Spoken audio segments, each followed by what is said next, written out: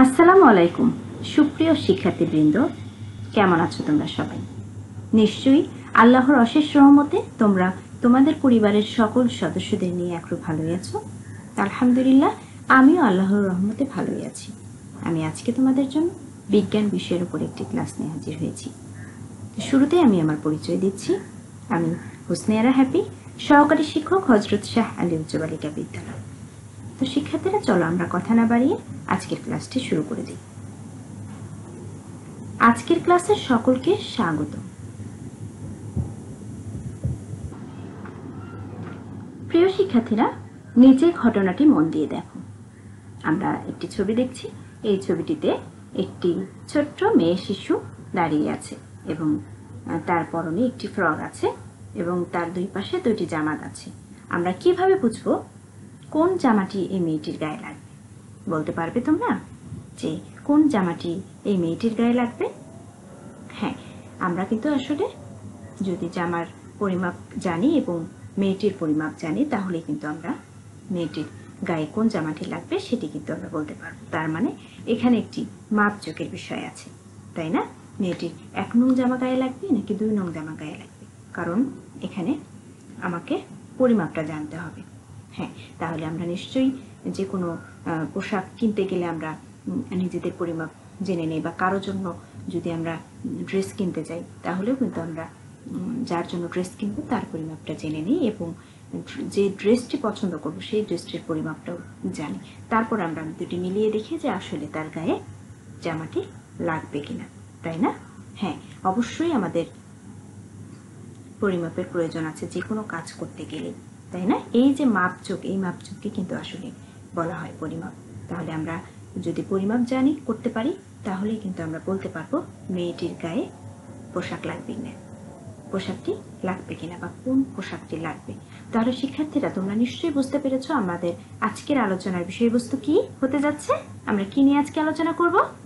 হ্যাঁ, ঠিকই ধরেছো তোমরা। পরিমাপের প্রয়োজনীয়তা। তাহলে আমাদের আসলে পরিমাপের প্রয়োজনীয়তা আছে, তাই না?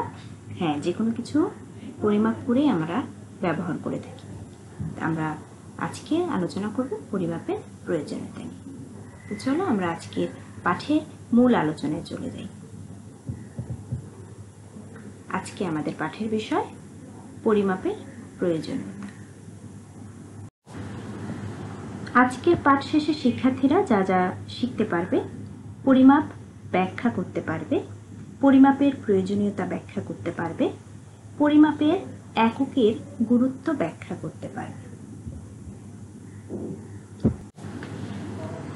শিক্ষার্থীরা, নিচের ছবিগুলো দেখো এবং চিন্তা করো।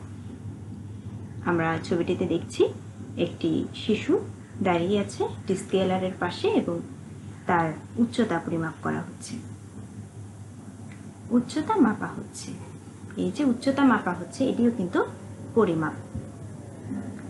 আমরা দেখতে পাচ্ছি একটি শিশুর জ্বর এবং তার মা শিশুটির মুখে থার্মোমিটার দিয়ে জ্বর পরিমাপ করছে, জ্বর মাপা হচ্ছে, এটিও কিন্তু পরিমাপ। আমরা এখানে দেখছি ওষুধ, চামচে করে ওষুধ ঢালা হচ্ছে, ওষুধ মাপা হচ্ছে, কতটুকু পরিমাণে ওষুধ খেতে হবে এটিরও প্রয়োজন আছে, তাই না? আমরা এই ছবিটিতে দেখছি পটল সবজি বিক্রেতা সবজি পরিমাপ করছে, তরকারি মাপা হচ্ছে। এই ছবিটিতে দেখতে পাচ্ছি তার গলার মাপ নেওয়া হচ্ছে, গলা মাপা হচ্ছে। তাহলে এই ছবিগুলো দেখে আমরা বুঝতে পারলাম বিভিন্ন ধরনের আমাদের প্রয়োজনীয় বিভিন্ন ধরনের কাজেই কিন্তু আমরা পরিমাপ ব্যবহার করে থাকি, তাই না? এই যে মাপজোক, বিভিন্ন ধরনের মাপজোক, এই মাপজোককে আমরা কি বলতে পারি বলো তো? পরিমাপ। এই যে মাপামাপি মাপজোক, বিভিন্ন ধরনের মাপজোক, বিভিন্ন কাজে মাপজোক, এই ধরনের সব ধরনের মাপজোককে বলা হয় পরিমাপ। শিক্ষার্থীরা, এখানে লাল ও কালো দুটি রেখা আছে, এই দুটি রেখার মধ্যে কোনটি লম্বা বলতে পারবে? হ্যাঁ, এই কোনটি লম্বা সেটি মাপার জন্য কিন্তু আমার একটি স্কেলার লাগবে বা পরিমাপ করতে হবে। আমরা দেখলাম এখানে 4 সেন্টিমিটার 0 থেকে 4 পর্যন্ত এর দৈর্ঘ্য নিলাম, আমরা পরিমাপ করলাম। এবার আমরা কালোটির পরিমাপ করব 0 থেকে, এটিও 4 পর্যন্ত হয়েছে। তাহলে কিন্তু আমরা দেখতে পেলাম যে দুটির লম্বাই কিন্তু একই রকম লম্বা, দুটি রেখাই। হ্যাঁ, তাহলে রেখা দুটি মাপার পর দেখলে এরা সমান। এবার মেপে দেখি কোনটির ভর বেশি। কোনটির ভর বেশি? এখানে আমরা দুটি বস্তু দেখতে পাচ্ছি। তো এই দুটি বস্তু মধ্যে কোনটির ওজন বেশি বা কোনটির ভর বেশি? আমরা যদি একটি দাঁড়িপাল্লা ব্যবহার করি তাহলে কিন্তু আমরা দুটি বস্তুকে দুটি পাল্লায় বসালে আমরা দেখতে পাবো যে যেই পাল্লাটি একটু নিচের দিকে হেলে পড়েছে সেই পাল্লাটির ওজন বেশি আমরা বলতে পারি, তাই না? দেখো, লক্ষ্য করো, এই বস্তুটি কিন্তু ভারী, তাই না? এটির ভর বেশি হয়েছে, সেই কারণে কিন্তু এই বস্তুটির একটু নিচের দিকে পড়েছে। দেখো, এই জায়গাটা লক্ষ্য করতে হবে যে এই পাশটা সমান আছে কিনা। যদি সমান থাকে তাহলে বুঝতে হবে দুটির ভর সমান, কিন্তু যেটি নিচের দিকে পড়বে সেটির ভর বেশি। তাহলে পরিমাপ করে জানতে পারলাম বস্তু দুটির ভর সমান নয়। তাহলে মেপে দেখলাম আমরা কোনটির ভর বেশি, পরিমাপ করে জানতে পারলাম বস্তু দুটির ভর সমান নয়। এবার আমরা উচ্চতা পরিমাপ করব। এখানে একটি বাঁশ দেখতে পাচ্ছি, বাঁশটির উচ্চতা পরিমাপ করব। কখন স্কুল শুরু হবে সময় পরিমাপ করব, এবং আসবাবপত্র আকৃতি কেমন হবে, কোন জায়গায় কোন আসবাবপত্রটা বসানো যাবে, এগুলো কিন্তু একটা পরিমাপের বিষয় থাকে।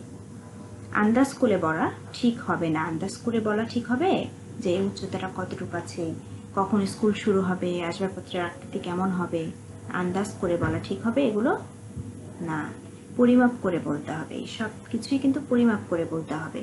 তাহলে আমরা বলতে পারি সঠিক মান জানার জন্য পরিমাপের প্রয়োজন আছে। তাহলে সঠিক মান আমরা আন্দাজ করে কিন্তু ইচ্ছে মতো যে কোনো পরিমাপই বলতে পারি, কিন্তু আন্দাজ করে বললে সেটি সঠিক হতে পারে, নাও হতে পারে। ঠিক আছে? তাহলে আমরা সঠিক মান জানার জন্য অবশ্যই পরিমাপের প্রয়োজন আছে। তাহলে আমরা পরিমাপের প্রয়োজনীয়তা সম্পর্কে জেনে গেলাম। এখন তোমাদের জন্য একটি কাজ থাকছে, তোমরা কাজটি করবে। তোমাদের জন্য সময় থাকছে 7 মিনিট। তোমাদের জন্য কাজটি হলো দৈনন্দিন জীবনে পরিমাপ প্রয়োজন হয় এমন 10টি ঘটনার একটি তালিকা প্রস্তুত করো। তোমরা কিন্তু আমরা দৈনন্দিন জীবনে অনেক কিছুই ব্যবহার করে থাকি যেটি আমরা পরিমাপ করে থাকি। প্রত্যেকটা কাজে আসলে আমরা পরিমাপ করে থাকি। এরকম 10টি ঘটনার একটি তালিকা প্রস্তুত করবে। তোমাদের জন্য সময় থাকছে 7 মিনিট।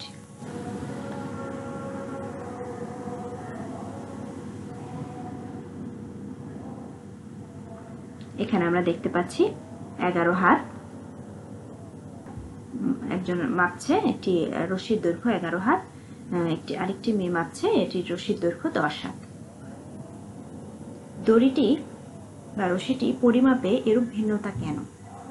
কারণ একজনের হাত ছোট, একজনের হাত একটু বড়, তাই না? সেটাও হতে পারে পরিমাপের যে মাপ, কারণ যেটি দিয়ে দৈর্ঘ্য মাপবে সেটি যদি পরিমাপ ঠিক না থাকে তাহলে কিন্তু পরিমাপের ক্ষেত্রে এক এক সময় এক এক রকম পরিমাপ আমরা পেয়ে যাব। হাত দিয়ে মাপলে সবসময় সঠিক পরিমাপ পাওয়া যাবে কি? এরূপ অসুবিধা কিভাবে দূর করা যায়? হ্যাঁ, একটি স্কেল যদি আমরা ব্যবহার করি তাহলে কিন্তু আমরা এরূপ অসুবিধা দূর করতে পারি। কারণ হাত কিন্তু এক একজনের হাত এক এক রকম, বা এক একজনের হাতের দৈর্ঘ্য এক এক রকম হতে পারে। সেই কারণে কারো 10 হাত, কারো 11 হাত, কারো 12 হাত, কারো 13 হাতও হতে পারে একটি রশির দৈর্ঘ্যই। কিন্তু সেক্ষেত্রে আমরা যদি একটি স্কেলার ব্যবহার করি তাহলে কিন্তু আমরা একই দৈর্ঘ্য পেয়ে যাব সবাই। এই কাঠিটি দিয়ে মাপলে সবসময় কি একই মাপ পাওয়া যাবে? হ্যাঁ, এই কাঠিটি দিয়ে মাপলে সবসময় একই মাপ পাওয়া যাবে। তাহলে আমরা এরূপ কাঠি বা এর খুব ছোট অংশের সাথে তুলনা করে পরিমাপ করতে পারি। এরূপ অংশকে আমরা কি বলতে পারি? পরিমাপের আদর্শ, তাই না? হ্যাঁ, এরূপ আদর্শই পরিমাপের একক। এবার দেখি এককের সাহায্যে পরিমাপ কিভাবে করা যায়।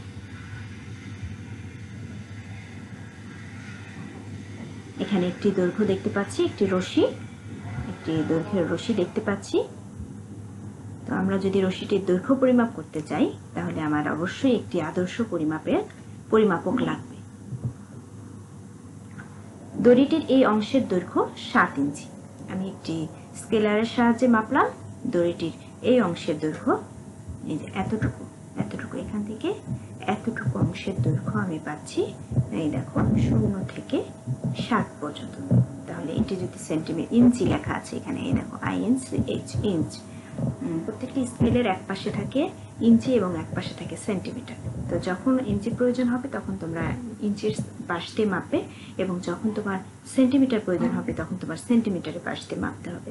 তাহলে দড়িটির এই অংশের দৈর্ঘ্য 7 ইঞ্চি,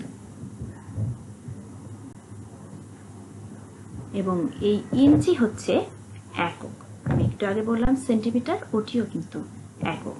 তাহলে এখান থেকে আমরা ব্যবহার করলাম যে ইঞ্চি এককটি ব্যবহার করলাম। তাহলে আমরা এখানে দেখতে পাচ্ছি এতটুকু অংশের দৈর্ঘ্য 7 ইঞ্চি, এবং এটি হচ্ছে পরিমাপের একটি একক।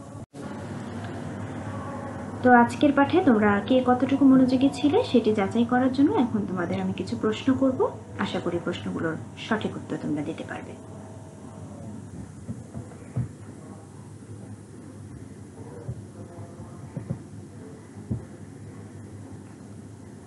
তোমাদের জন্য প্রশ্ন হচ্ছে, পরিমাপ বলতে কি বোঝায়? পরিমাপের একক বলতে কি বোঝায়? তোমরা যারা যারা পারবে হাত তুলবে এবং প্রশ্নের উত্তরগুলো দিবে। একটি রশির দৈর্ঘ্য পরিমাপ করতে হলে শুধু মানের প্রয়োজন হয়, শুধু এককের প্রয়োজন হয়, মান ও একক দুইটির প্রয়োজন হয়। নিচের কোনটি সঠিক? এখানে 4টি অপশন দেয়া আছে। এখানে 4টি অপশনের মধ্যে কোনটি সঠিক হবে? 2, 3, 1, 2 এবং 3। ক, খ, গ, গ 4টি অপশনের মধ্যে কোনটি সঠিক হবে তোমাদের সেটি বলতে হবে। এখানে সঠিক উত্তর হবে 3। তো তোমাদের জন্য বাড়ির কাজটি হলো, সঠিক পরিমাপের অভাবে অসুবিধা সৃষ্টি হয় এরূপ 2টি ঘটনা ব্যাখ্যা করো। তো দেখি আমরা আজকে কি কি শিখেছি। পরিমাপ কেন প্রয়োজন, একক ছাড়া পরিমাপ সম্ভব নয়। আমরা এই টপিকসগুলো আজকে জেনেছি। আশা করি এই টপিকসগুলো আমরা পরবর্তীতে ভালোভাবে মনে রাখতে পারবো। তোমরা সবাই ভালো থাকবে, সুস্থ থাকবে, নিরাপদে থাকবে, নিজের যত্ন নেবে, পরিবারের যত্ন নেবে। আগামী ক্লাসে অংশগ্রহণের প্রত্যাশা জানিয়ে আমি আজকের ক্লাস এখানে শেষ করছি। ধন্যবাদ সবাইকে।